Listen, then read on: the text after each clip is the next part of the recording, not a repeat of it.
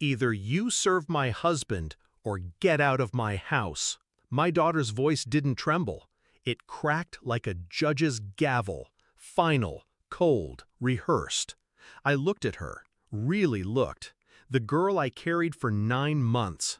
The child whose fevers I nursed through nights while her father vanished into bottles. The teenager who cried in my arms when her heart was broken. She was gone. In her place stood a stranger in borrowed pride and a man's shadow. I smiled, not out of kindness, out of clarity. Then I turned, picked up my suitcase, and walked out without a word. 7 days passed, 22 missed calls. I remember the day she brought him home. Omar, soft hands, sharper tongue, always smiling too wide, always touching too much. He'd call me Mama, offer to do the dishes, pretend to help. But I saw the flicker in his eyes when no one was looking, the kind that sizes people up like furniture. I kept quiet, watched, waited.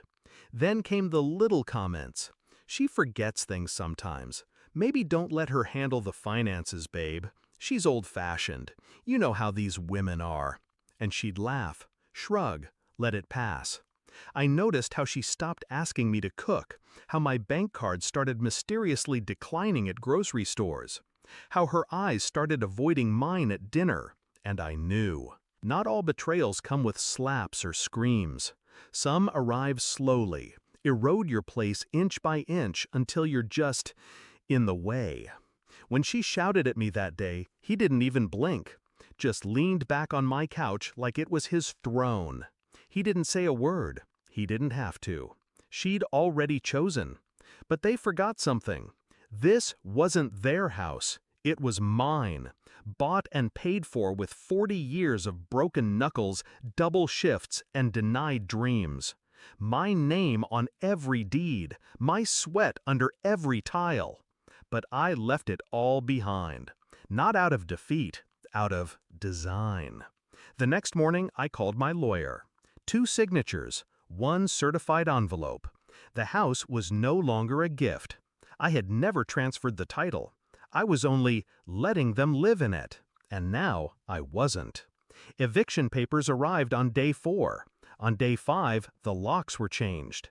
Day 6, the utilities cut. Day 7, I sat by the window of my new apartment, smaller, quieter, but mine, and watched my phone light up. 22 missed calls. She came that evening. No makeup, hair tied in the lazy bun I used to braid for her before school. Her voice cracked now. Why would you do this? I didn't raise my voice, didn't cry. You told me to get out of your house, I said. So I did. But we have nowhere to go. Omar has family, doesn't he? I asked. She flinched, just for a second. Then I stood, walked to the kitchen, and pulled out the envelope I'd prepared. Bank statements. The ones Omar thought I'd never find. The quiet transfers from her account to his. The money he drained while convincing her it was for investments.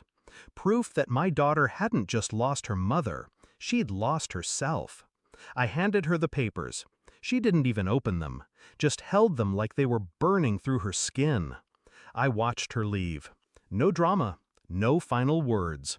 The silence was enough. Now, I sip tea in the mornings with the sun warming my shoulders. I volunteer at the local library.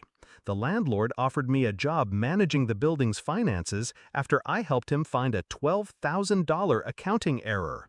I laughed, told him I was retired from saving people who didn't listen. As for my daughter, she'll be okay, eventually, because I didn't do this to destroy her. I did it to remind her what not listening costs. Next time she chooses who to trust, she'll remember the woman who walked out with nothing but a suitcase and left with everything.